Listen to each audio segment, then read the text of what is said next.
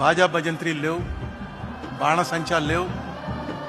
Pin drop సైలెన్స్లో నిమజ్జనానికి తీసుకొచ్చినటువంటి ప్రతి బండి మీద వినాయక విగ్రహం 40 అడుగులు 50 అడుగులు ఉన్న ఖైరతాబాద్ విగ్రహం నుంచి ఎవరో అప్పలకొండ అన్నవాడు తన ఇంట్లో పెట్టుకున్న చిన్న విగ్రహం వరకు అన్ని విగ్రహాలతోటి రాజశేఖర్ రెడ్డి గారి చనిపోయిన ఫోటో, ఆ ఫోటో పెట్టుకుని వచ్చారు.